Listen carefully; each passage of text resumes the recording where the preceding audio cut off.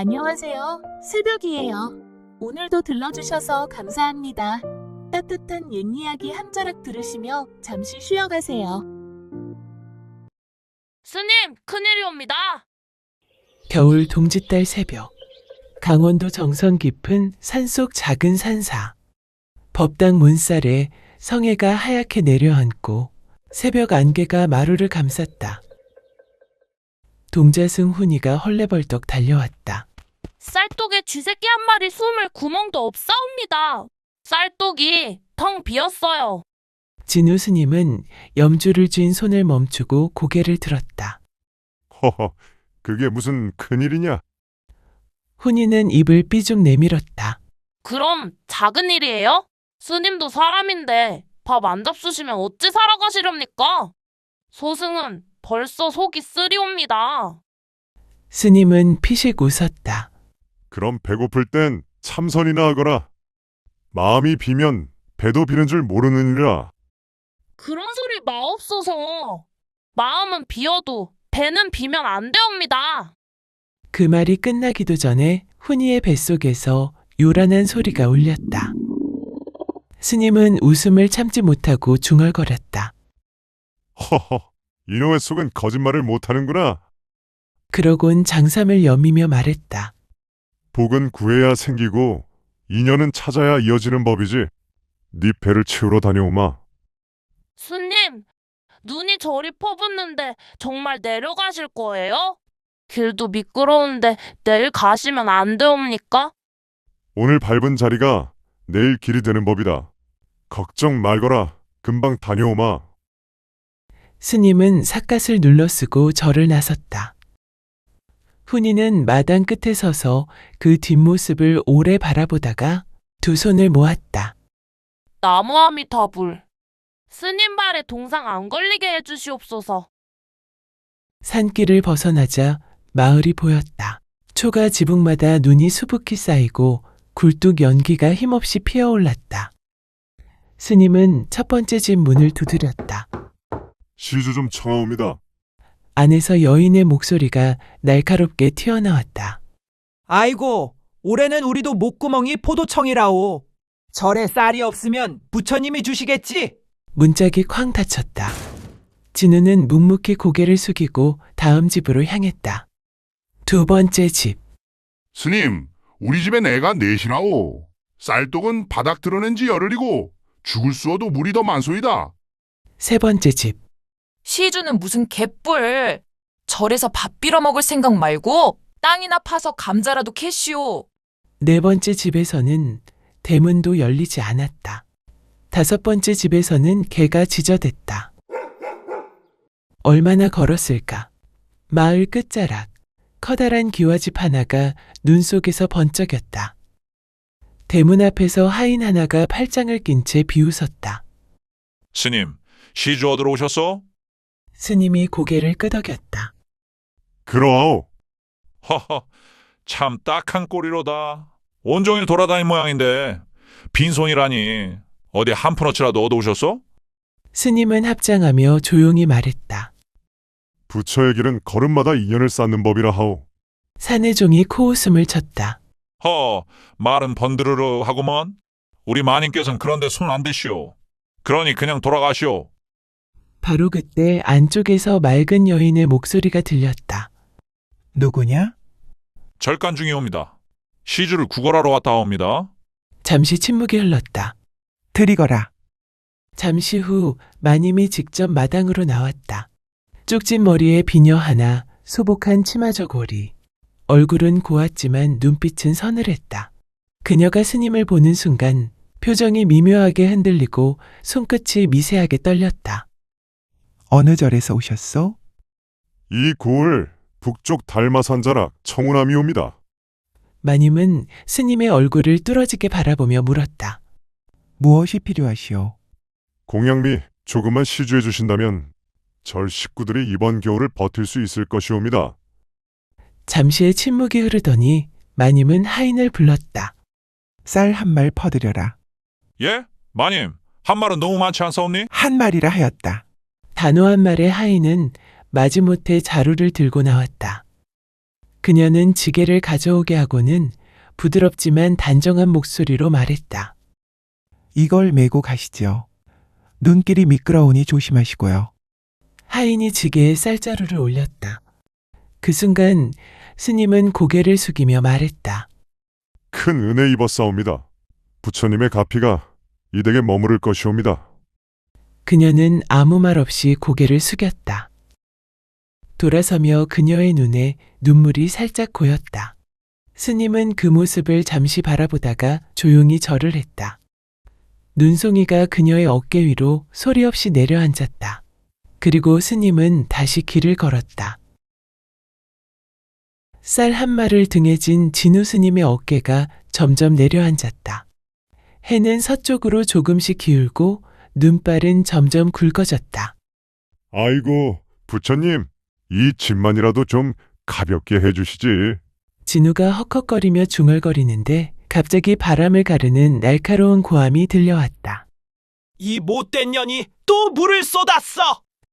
순간 스님의 발이 멈췄다. 저 목소리엔 사람을 얼릴 만큼 차가운 기운이 섞여 있었다. 소리가 커다란 기와대문 안쪽에서 울려오자 진우는 살며시 담장 너머를 엿보았다. 마당 한가운데 젊은 여인이 무릎을 꿇고 있었다. 얼음물에 젖은 두 손은 새빨갛게 부어올라 있었고 그 앞엔 회초리를 든 마님이 독사처럼 서 있었다. 그 쓸모없는 손으로 뭘 안다고 빨래를 맡긴 거냐? 물 한 바가지를 엎질러서 천을 다 버려놨구나! 마님의 목소리는 겨울 강물보다 차가웠다. 여인의 떨리는 목소리가 겨우 새어나왔다. 마님, 용서하옵소서. 물이 너무 차서 손이 말을 듣지 않았사옵니다. 입만 살았구나! 손은 못 쓰면서! 마님이 회초리를 번쩍 들어올렸다. 바로 그때 그만하시죠. 스님이 기와대문을 밀치고 들어서며 단호히 외쳤다. 그 소리에 마님이 화들짝 몸을 돌렸다. 뭐야? 당신은? 중놈이 남의 집안일에 함부로 끼어드는 게냐? 진우는 천천히 합장했다. 부처님께서도 고통받는 일을 그냥 지나치진 않으셨을 겁니다. 부처님은 세상 물정을 모르시나 보지? 세상 일이 자비 한마디로 돌아간다면 이 세상에 굶는 사람은 왜 있겠소? 이년은 빚 대신 들어온 노비요. 왜? 그 빚을 중이 대신 갚아주기라도 알겠냐? 진우는 잠시 마님을 바라보다가 천천히 등에 지게를 내려놓았다. 그 위엔 방금 다른 집에서 시주받은 쌀 한 마리 얹혀 있었다. 제가 가진 건 이것뿐이요. 이 쌀 한 말로 빚을 갚겠소. 뭐라고? 스님의 말에 마님의 두 눈이 휘둥그레졌다. 허참, 노비값이 어찌 쌀 한 말에 된다는 말이오? 도둑놈 심보구먼. 스님은 조용히 고개를 숙였다. 허나 이것밖에 없소이다. 마님은 잠시 쌀자루를 노려보다가 씩 웃으며 말했다. 좋소, 데려가시오. 이 아이는 할 줄 아는 것도 없고 밥만 축내니 나도 골치가 아팠소. 쌀 한 마리면 그냥 거저주는 거요. 마님은 여인을 향해 손짓하며 비웃었다. 하! 운 좋은 년이구만. 한겨울에 쌀 한 말 값에 팔려가다니.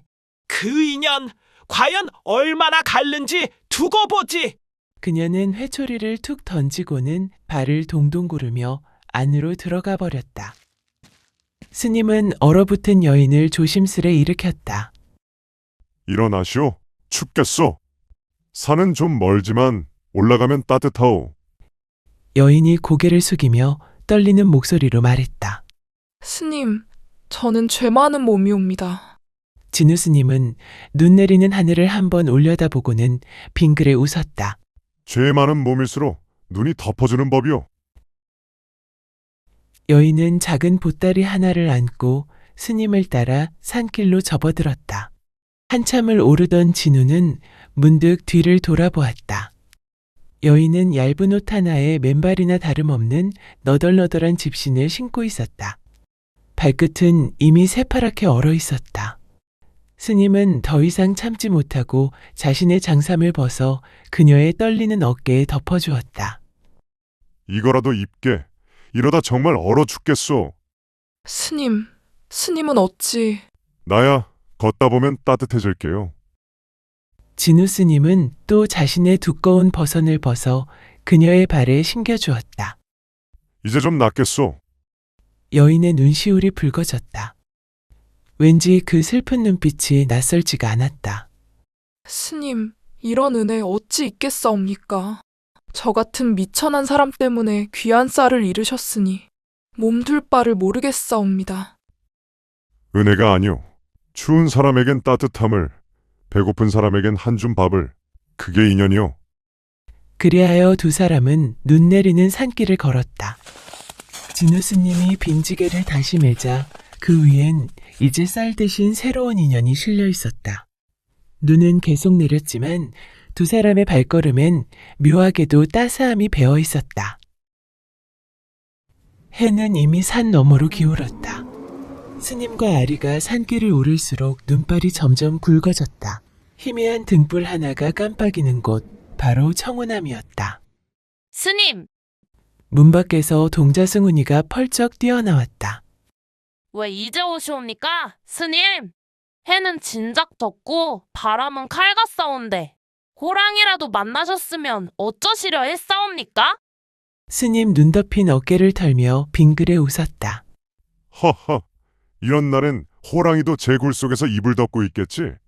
그 말씀이 농이시옵니까? 스님, 훈이가 볼멘 소리를 하다 말고 그제야 스님 뒤에 선 낯선 여인을 보고 입을 딱 벌렸다. 낡은 보따리를 품에 안은 여인의 머리끝에는 아직 눈송이가 녹지 않았다. 스님, 근데 저분은 누구시옵니까? 진우 스님이 숨을 고르고 차분히 대답했다. 오늘부터 우리와 함께 지내리 일세. 이름은 아리라 하더구나. 훈이는 아리를 한참 바라보다가 문득 스님의 손을 살폈다. 근데 스님, 또 빈손이시옵니까? 시주는요? 곡식은요? 설마 오늘도... 스님이 멋쩍게 뒷머리를 긁었다. 인연이란 게 참 묘하더구나. 그러고는 빙그레 웃으며 덧붙였다. 허나 쌀보다 더 귀한 인연을 얻었으니 오늘은 빈손이 아니지. 에이, 그러면 오늘 저녁도 또 된장국이겠네요. 물에 된장만 풀어서 훌훌 마시는... 허허. 배는 고프나 입은 여전하구나. 아리가 그만 웃음을 터뜨렸다. 훈이는 볼을 부풀리며 투덜댔다. 웃지 마세요. 진짜 맛없다니까요? 그날 밤 스님은 절 한켠의 작은 방 한 칸을 아리에게 내주었다. 바람이 덜 드는 조용한 방이었다. 이제 여기서 푹 쉬게. 몸부터 추스르고 보세. 아리가 깊이 머리를 숙였다. 이 은혜 평생 잊지 않겠사옵니다. 평생은 무슨. 내일 아침까지만 기억하면 되지. 스님이 너털웃음을 지으며 문을 닫으려는데 잠깐만요. 훈이가 문틈으로 얼굴을 쏙 내밀었다. 아리누이, 손은 괜찮으세요? 아까 완전 얼어붙었더이다. 응, 이제 괜찮아. 고마워. 기다리세요. 훈이는 종종 걸음으로 사라지더니 김이 모락모락 나는 대야를 들고 돌아왔다. 이거요. 손 담그세요. 밖이 얼마나 추웠는데요. 아리는 놀라며 손을 담갔다. 얼어붙었던 손끝이 천천히 녹으며 따뜻한 김이 피어올랐다. 그녀의 눈가가 붉어졌다. 고마워, 훈아. 너 참 착하구나. 에헴, 제가 원래 이런 사람이라니까요. 아리가 머뭇거리며 품속 보따리를 풀었다. 안에는 검게 그을린 고구마 서너 개가 아직 미지근하게 열기를 품고 있었다. 이거 마님 댁에서 몰래 챙겨두었사옵니다. 혹시나 싶어 품에 넣어왔지요. 많진 않사오나 함께 나눠 드시지요. 훈이의 눈이 번쩍 빛났다. 고구마요? 진짜 고구마 맞지요? 작은 손이 허겁지겁 뻗다 멈췄다. 아리가 먼저 하나를 스님께 내밀고 있었기 때문이다. 스님도 드시지요. 이 고구마 냄새가 참 따뜻하구나. 맞아요, 스님. 훈이는 벌써 한 입 베어 물고 환히 웃었다. 세상에 이렇게 단 고구마는 처음이옵니다. 세 사람은 작은 등잔불 아래 둘러앉아 고구마를 나눠 먹었다. 바깥에는 여전히 눈이 내렸지만 그 방 안마는 봄날처럼 따뜻했다. 스님, 아리가 조용히 물었다. 빈손으로 돌아오셔도 괜찮으신가요? 빈손이라. 스님이 고구마를 한 입 베어 물며 고개를 저었다. 이리 따뜻한 고구마를 얻었는데 어찌 빈손이라 하겠는가? 훈이가 볼을 빵빵하게 부풀린 채 고개를 끄덕였다. 맞싸워요. 세 사람의 웃음소리가 눈 내리는 밤, 청운함에 잔잔히 퍼져나갔다. 아리는 새벽마다 훈이와 함께 우물물을 길어오고 스님은 마당을 쓸었다. 점심이 가까워지면 아리의 손끝에서 연기가 피어올랐다. 훈아, 물 끓으면 나물 넣어라. 예, 근데 스님, 이게 나물이옵니까? 풀이옵니까? 허허, 손에 잡히면 다 풀이요. 입에 들어가면 다 나물이니라. 그럼 마당의 잡초도 나물이옵니까? 그것도 삶아 보거라. 네가 먹으면 알게다. 스님의 웃음에 아리가 소리 없이 웃었다. 쌀 한 마를 인연으로 청운함에 들어온 아리는 이내 절 생활에 익숙해졌다. 스님과 훈이와 함께 약초를 캐고 절 뒤편 텃밭에는 파와 상추, 무, 그리고 깻잎을 심었다. 훈이는 삽질하다 넘어지고 아리는 흙 묻은 손으로 웃었다. 그렇게 세 사람은 어느새 한 가족이 되었다. 산새소리, 밥 짓는 냄새, 저녁 종소리 속에 청운함의 하루가 고요히 흘러갔다. 그날 밤, 법당의 등불 하나가 잔잔히 깜빡였다. 스님은 조용히 염주를 굴리며 아리에게 물었다. 아리야, 어찌하다 남의 집에 팔려가게 되었느냐? 아리는 한참을 입을 열지 못했다. 불빛 아래 눈망울이 흔들렸다. 어머니가 홀로 절 낳으셨사옵니다. 그녀의 목소리가 가늘게 떨렸다. 장애나가 품팔이를 하시며 겨우겨우 사셨지요. 그러다 병이 드셨사옵니다. 약값도 없고 먹고 살기 힘이 들어 마님댁에서 쌀을 꼬았사옵니다. 한 말, 두 말, 갚을 길이 없어지고 목이 메었다. 그 빚 대신에 제가 그 집 종으로. 더 이상 말이 나오지 않았다. 두 손으로 무릎을 꼭 쥐었지만 눈물이 주르르 흘렀다. 어머니는 제가 끌려가던 날 그저 미안하다, 미안하다 그 말씀만 남기시더이다. 그리고 오래지 않아 숨을 거두셨사옵니다.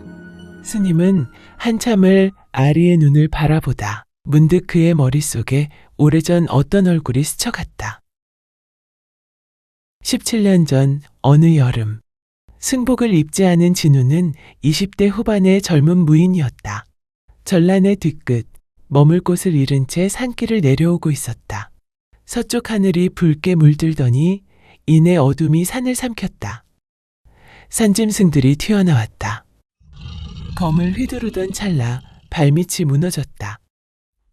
그는 비탈을 굴러내리며 바위에 부딪혔다. 왼다리에 깊은 상처가 나 피가 흘러내렸다. 비틀거리며 산길을 헤매던 그때 멀리서 희미한 불빛 하나가 깜빡였다. 낡은 초가 한 채 그는 문을 두드렸다. 계십니까? 잠시만. 문이 삐걱 열리며 그 안에서 한 여인이 조심스레 얼굴을 내밀었다. 누구시옵니까? 진우는 숨을 고르며 허리를 굽혔다. 지나가던 무인이요. 산짐승에게 습격을 받았소. 피 좀 먹게 해주시면. 여인은 잠시 망설이다가 문을 열어젖혔다. 어서 들어오시옵소서. 그녀는 바구니에서 헝겊과 약초를 꺼냈다. 진우가 낮은 숨을 몰아쉬었다. 민폐를 끼치는군요. 민폐는요, 사람이 죽게 생겼는데. 그녀의 따뜻한 손이 상처에 닿았다. 이건 약초를 짓지은 것이옵니다. 좀 쓰리실 거예요. 괜찮소. 그날 이후 그는 며칠 동안 초가에 머물렀다. 낮에는 마당에 장작을 패고 밤이면 여인이 다려주는 약차를 마시며 말없이 시간을 보냈다. 비가 내리던 날엔 두 사람이 처마 아래서 빗소리를 함께 들었다. 그날 저녁 호롱불이 잔잔히 흔들리는 방 안에서 명예가 조용히 입을 열었다. 제 남편은 전염병으로 떠났사옵니다. 혼인한 지 고작 한 해만이었지요. 그 뒤로 이 초가에 홀로 들어 살고 있사옵니다. 진우는 아무 말도 하지 못했다. 여인의 목소리가 떨렸다. 다시는 누군가를 들이기 두려워서 그저 이 산속에서 조용히 살다 가려 했지요. 진우는 망설이다가 그녀의 눈가에 맺힌 눈물을 닦아주었다. 그날 밤 등불은 천천히 꺼졌고 두 사람의 조용한 숨결만이 어둠 속을 채웠다. 안개가 자욱한 이튿날 새벽, 진우는 문 앞에 섰다. 이 은혜 잊지 않겠소. 그 한마디만 남긴 채 그는 뒤도 돌아보지 않고 숲속으로 사라졌다. 그로부터 얼마 뒤 전장. 피와 연기, 불타는 마을. 사람이 사람을 베는 소리. 그는 힘없이 검을 땅에 떨어뜨렸다. 내 손으로는 더는 아무도 다치게 할 수 없구나. 그날 이후 진우는 군영을 떠났다. 검을 내려놓고 머리를 깎았다. 속세의 인연을 버리고 산속 절로 들어가 그는 그렇게 스님 진우가 되었다. 그날 밤 회상을 마친 스님은 법당의 등불 아래 앉은 아리를 가만히 바라보았다. 자꾸만 옛 여인 명예의 얼굴이 겹쳐졌다. 진우는 조용히 눈을 감았다. 이 어리석은 마음아, 아직도 미련을 놓지 못하느냐? 그의 손에 쥔 염주가 천천히 굴러갔다. 얼마 뒤 깊은 산속 산사에도 따스한 봄볕이 내려앉았다. 눈 녹은 처마 끝에는 새싹이 돋고 산새 소리가 고요한 절집을 깨웠다. 그때 멀리서 곱게 차려입은 여인이 천천히 걸어오고 있었다. 그녀는 다름 아닌 지난 겨울 쌀 한 마를 시주했던 마님이었다. 아니, 마님께서 이런 첩첩산중까지 어인 일이시옵니까? 마님이 고운 미소를 지었다. 별일 아니요. 그저 눈 오던 날의 스님 얼굴이 자꾸 떠올라서 말이요. 봄 기운이 드니 괜스레 발길이 이리로 향하였나이다. 진우가 합장하며 고개를 숙였다. 이 험한 산길을 어찌 올라오셨는지요? 늙은 몸도 봄볕을 받으니 젊어지는 것 같구려. 마님이 웃으며 주변을 둘러보았다. 그때 절 뒤편에서 아리가 채소 바구니를 안고 나왔다. 스님, 공양 준비가 다 되었사옵니다. 그래, 아리야, 수고 많았구나. 스님이 이름을 부르는 순간 그 목소리에 마님의 웃음이 멎었다. 그리고 가까이 다가오는 아리의 얼굴을 본 찰나 잠깐, 너는? 아리가 당황스레 고개를 들었다. 예? 저를 아시옵니까? 마님은 믿을 수 없다는 듯 다가섰다. 네 왼팔을 좀 보여주겠니? 아리가 영문을 몰라 하면서도 조심스레 소매를 걷었다. 하얀 팔목 안쪽에 붉은 반점 하나가 선명히 드러났다. 아! 마님이 신음을 내지르며 그 자리에 주저앉았다. 아니, 이 반점은 아니야, 틀림없어. 내 동생 명예의 딸이 분명해. 진우 스님이 놀라 다가왔다. 마님, 진정하시옵소서. 대체 무슨 말씀이시옵니까? 마님은 흐느끼며 아리의 손을 꼭 잡았다. 스님, 이 아이의 어미가 바로 제 친동생이옵니다. 아리의 얼굴이 새하얗게 질렸다. 손에 쥔 바구니가 바닥에 떨어지며 푸른 채소가 바람에 흩어졌다.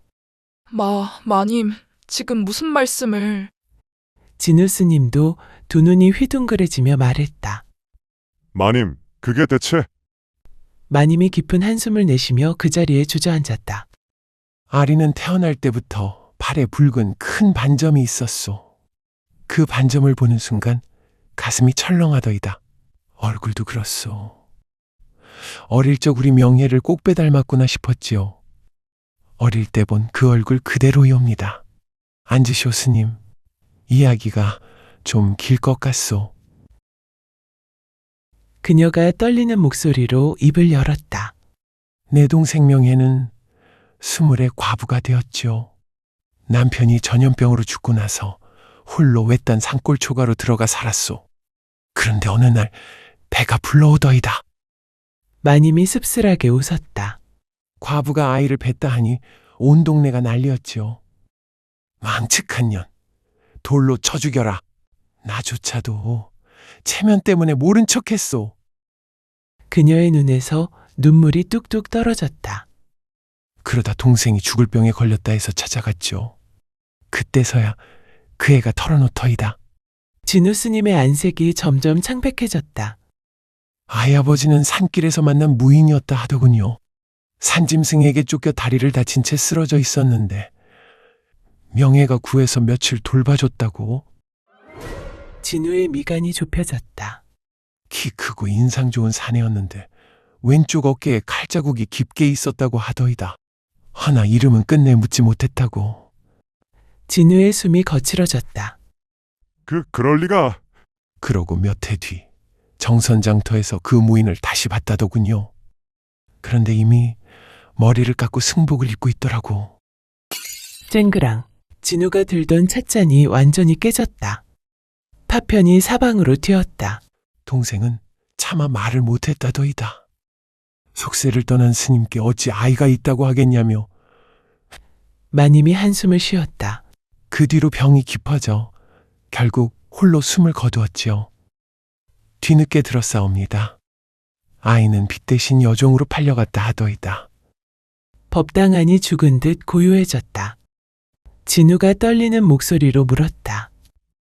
마님, 혹시 그 동생분이 홍미산자락 오동나무 세 그루가 서 있는 외딴 집에 사셨습니까?